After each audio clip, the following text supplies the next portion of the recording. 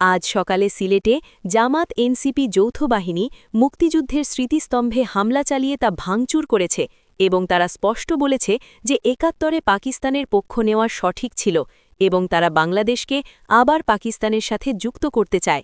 এই ঘটনায় মুক্তিযোদ্ধারা ক্ষোভে ফেটে পড়েছেন।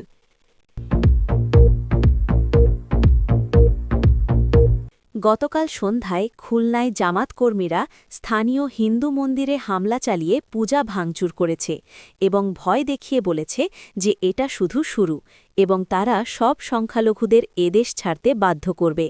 কিন্তু আওয়ামী লীগ ক্ষমতায় থাকলে এসব হতো না, কারণ তারা সবাইকে সমান চোখে দেখত এবং রক্ষা করত।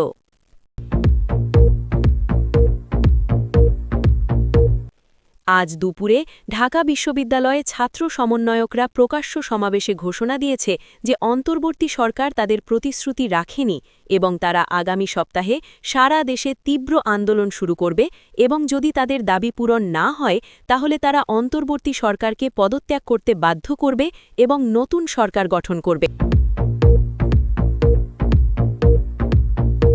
গতকাল মধ্যরাতে চট্টগ্রামে জামাত কর্মীরা একটি স্কুলে আগুন দিয়েছে যেখানে মেয়েদের আধুনিক শিক্ষা দেওয়া হতো এবং তারা বলেছে যে মেয়েদের শিক্ষার কোনো দরকার নেই এবং তারা সব স্কুলকে মাদ্রাসায় পরিণত করবে এবং আধুনিক শিক্ষা বন্ধ করে দেবে।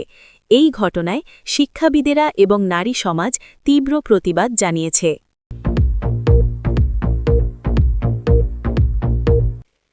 গতকাল সন্ধ্যায় সমন্বয়ক নাহিদ ইসলাম প্রকাশ্য সভায় অন্তর্বর্তী সরকার প্রধানের বিরুদ্ধে কঠোর সমালোচনা করে বলেছেন যে তিনি দেশকে সঠিক পথে নিয়ে যেতে ব্যর্থ হয়েছেন এবং যদি এক সপ্তাহের মধ্যে সংস্কার না হয় তাহলে ছাত্র সমাজ রাস্তায় নামবে এবং এবার কেউ তাদের আটকাতে পারবে না।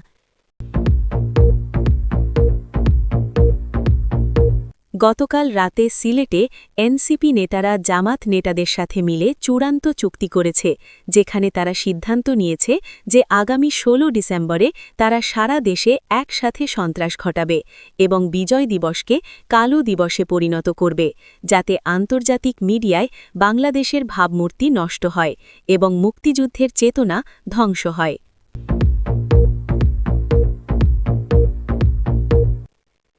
আজ ভোরে চট্টগ্রাম বন্দরে জামাতের গোপন অস্ত্র চালান আটক হয়েছে, যেখানে পাকিস্তান থেকে আনা বিশাল পরিমাণ আধুনিক অস্ত্র পাওয়া গেছে এবং গোয়েন্দা সূত্র জানায় যে এই অস্ত্র দিয়ে তারা ১৬ ডিসেম্বরে বিশাল সন্ত্রাস ঘটানোর পরিকল্পনা করছিল, যাতে দেশে আবার অস্থিরতা সৃষ্টি করা যায়।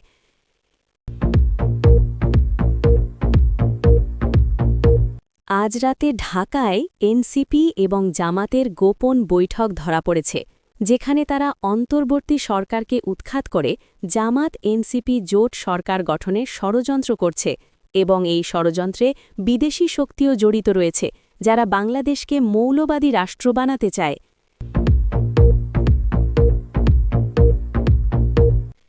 গতকাল রাতে রাজশাহীতে এনসিপি নেতারা গোপন বৈঠকে সিদ্ধান্ত নিয়েছে যে তারা জামাতের সাথে মিলে অন্তর্বর্তী সরকারকে সরিয়ে নিজেরা ক্ষমতায় আসবে এবং বিনিময়ে জামাতকে ধর্মীয় মন্ত্রণালয় এবং শিক্ষা মন্ত্রণালয় দেওয়া হবে, যাতে তারা পুরো শিক্ষা ব্যবস্থা মৌলবাদী বানাতে পারে। এই ষড়যন্ত্র ফাঁস হওয়ায় জনগণ আতঙ্কিত।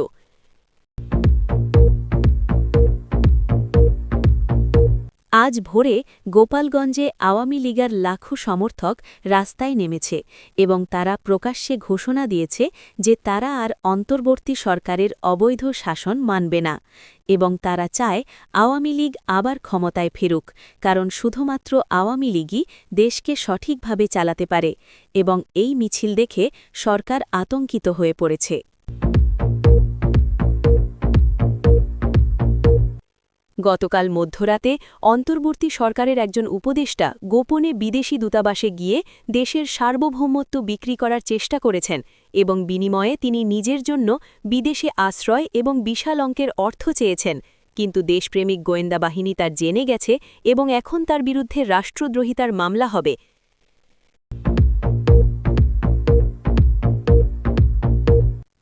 আজ সকালে অন্তর্বর্তী সরকারের গোপন নথি ফাঁস হয়েছে, যেখানে দেখা যাচ্ছে যে তারা বিদেশি এনজিও থেকে অবৈধভাবে কোটি কোটি টাকা নিয়েছে এবং বিনিময়ে দেশের সার্বভৌমত্ব বিক্রি করার চুক্তি করেছে এবং এই টাকা দিয়ে তারা নিজেদের পকেট ভরছে, কিন্তু জনগণের কোনো উপকার হচ্ছে না এবং দেশ প্রতিদিন আরও গভীর সংকটে পড়ছে। গতকাল রাতে বরিশালে এনসিপি এবং জামাতের যৌথ সন্ত্রাসী দল একজন মুক্তিযোদ্ধার বাড়িতে হামলা চালিয়ে তাকে মারধর করেছে এবং বলেছে যে ৭১-এ যারা পাকিস্তানের বিরুদ্ধে লড়েছে তারা সবাই দেশদ্রোহী ছিল এবং তাদের শাস্তি দেওয়া হবে। এই ঘটনায় মুক্তিযুদ্ধের চেতনা অপমানিত হয়েছে এবং দেশপ্রেমিক জনগণ ক্ষোভে ফেটে পড়েছে।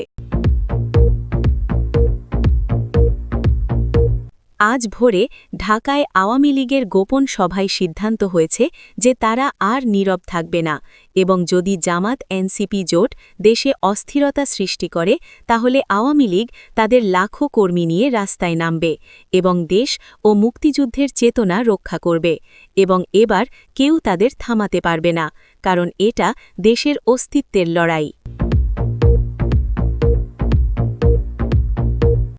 আজ দুপুরে নাহিদ ইসলাম গোপন বৈঠকে অন্তর্বর্তী সরকার প্রধানকে চরম পত্র দিয়ে বলেছেন যে যদি ৩ দিনের মধ্যে তাদের সব দাবি পূরণ না হয় তাহলে ছাত্ররা অবরোধ শুরু করবে এবং সরকারকে পদত্যাগ করতে বাধ্য করবে এবং নাহিদ ইসলাম স্পষ্ট জানিয়ে দিয়েছেন যে এবার তারা আর কোনো আপোষ করবে না এবং যে কোনো মূল্যে তাদের দাবি আদায় করবে। দর্শক, শুনছিলেন সংবাদ শিরোনাম, এখন বিস্তারিত। এনসিপি জামাতের মরণ চুক্তি। আজ রাতে বাংলাদেশের রাজনীতিতে একটি ভয়াবহ ষড়যন্ত্র প্রকাশ্যে এসেছে যা দেশের ভবিষ্যৎকে অন্ধকারে ঠেলে দিতে পারে। গতকাল গভীর রাতে ঢাকার মিরপুরে একটি গোপন বাড়িতে এনসিপি এবং জামাতে ইসলামীর শীর্ষ নেতারা একটি চূড়ান্ত বৈঠকে বসেছেন এবং একটি মরণ চুক্তিতে সই করেছেন।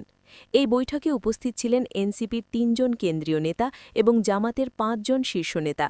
গোয়েন্দা সূত্র জানায় যে এই বৈঠক শুরু হয় রাত ১১টায় এবং চলে প্রায় ৪ ঘণ্টা। এই দীর্ঘ আলোচনায় তারা একটি বিপজ্জনক সিদ্ধান্তে পৌঁছেছে। তারা সিদ্ধান্ত নিয়েছে যে অন্তর্বর্তী সরকারকে যে কোনো মূল্যে সরিয়ে দিতে হবে এবং তারপর একটি এনসিপি জামাত জোট সরকার গঠন করতে হবে।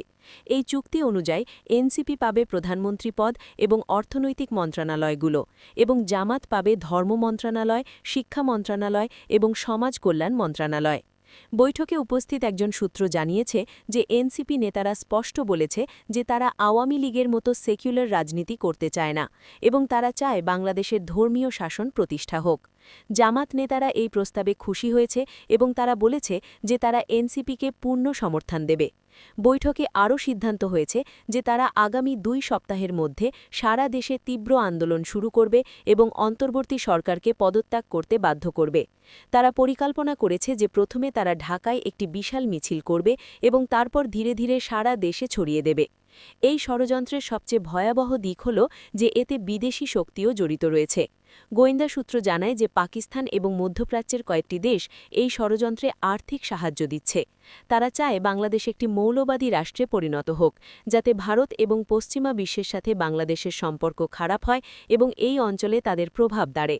বৈঠকে উপস্থিত সূত্র আরও জানিয়েছে যে এনসিপি এবং জামাত নেতারা একমত হয়েছে যে তারা ক্ষমতা এলে বাংলাদেশের সংবিধান পরিবর্তন করবে এবং ধর্মনিরপেক্ষতা বাদ দিয়ে ইসলামকে রাষ্ট্রধর্ম করবে।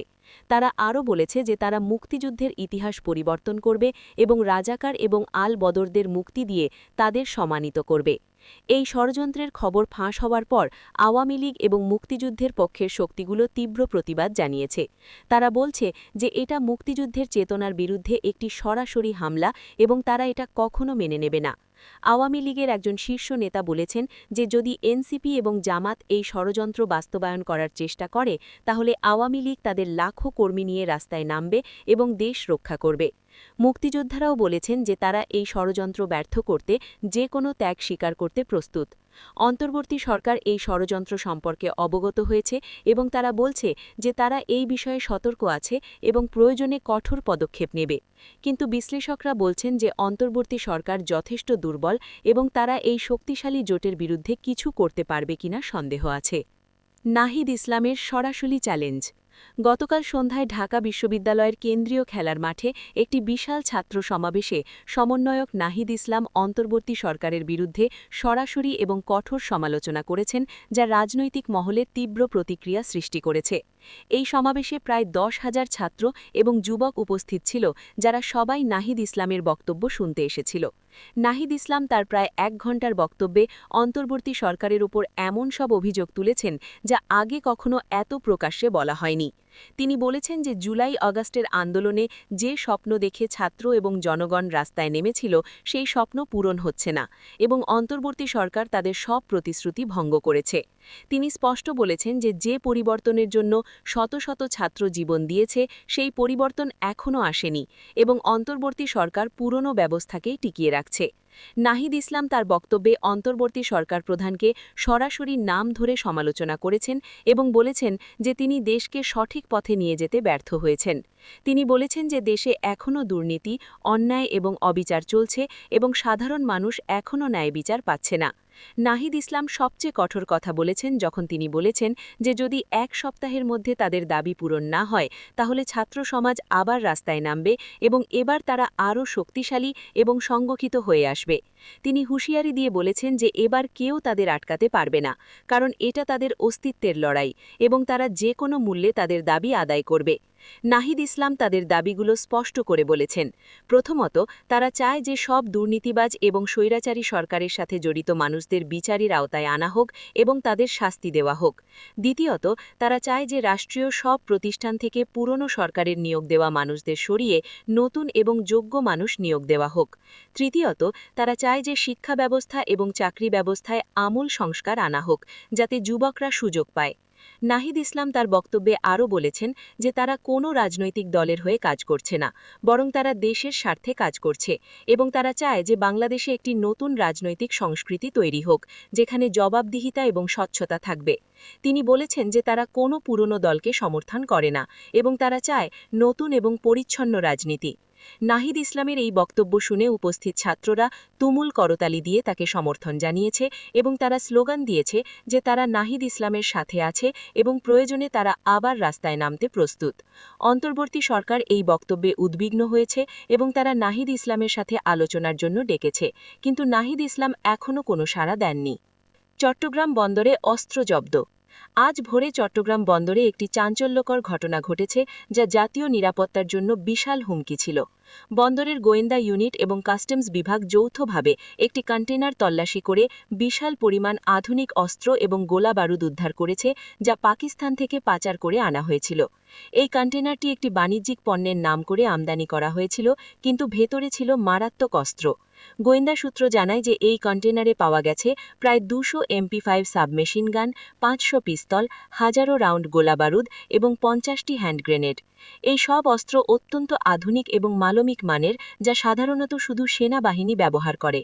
গোয়েন্দা বিভাগ তদন্ত করে জানতে পেরেছে যে এই অস্ত্রের চালান পাকিস্তান থেকে পাঠানো হয়েছিল এবং বাংলাদেশে এর প্রাপক ছিল জামাতে ইসলামীর সাথে জড়িত একটি সংগঠন। তারা আরও জানতে পেরেছে যে এই অস্ত্রগুলো পাচার করার পেছনে একটি আন্তর্জাতিক চক্র কাজ করছে, যারা বাংলাদেশে অস্থিরতা সৃষ্টি করতে চায়। গোয়েন্দা সূত্র আরও জানিয়েছে যে জামাত এই অস্ত্রগুলো দিয়ে আগামী 16 ডিসেম্বরে বিজয় দিবসে সারা দেশে সন্ত্রাস ঘটানোর পরিকল্পনা করেছিল। তারা চেয়েছিল বিজয় দিবসে যখন সারা দেশে উৎসব চলবে, তখন তারা বিভিন্ন জায়গায় হামলা চালাবে এবং মানুষকে আতঙ্কিত করবে, যাতে দেশে আবার অস্থিরতা সৃষ্টি হয় এবং সরকার দুর্বল হয়। গোয়েন্দা বিভাগ এই পরিকল্পনার বিস্তারিত তথ্য পেয়েছে এবং তারা জানতে পেরেছে যে জামাত ঢাকা, চট্টগ্রাম, সিলেট এবং রাজশাহীতে একযোগে হামলা চালানোর পরিকল্পনা করেছিল। চট্টগ্রাম বন্দরের কর্মচারীরা বলেছেন যে এই অস্ত্র চালান উদ্ধার করা একটি বড় সাফল্য এবং এর ফলে একটি বড় ষড়যন্ত্র ব্যর্থ হয়েছে। তারা বলেছেন যে যদি এই অস্ত্রগুলো সন্ত্রাসীদের হাতে পৌঁছাত, তাহলে দেশে ভয়াবহ পরিস্থিতি তৈরি হতো এবং অনেক নিরীহ মানুষ মারা যেত। সরকার এই ঘটনায় গভীর উদ্বেগ প্রকাশ করেছে এবং বলেছে যে তারা এই ষড়যন্ত্রের সাথে জড়িত সবাইকে খুঁজে বের করে আইনের আওতায় আনবে। তারা আরও বলেছে যে তারা পাকিস্তান সরকারের কাছে ব্যাখ্যা চেয়েছে যে কিভাবে তাদের দেশ থেকে এই অস্ত্র বাংলাদেশে পাচার হলো।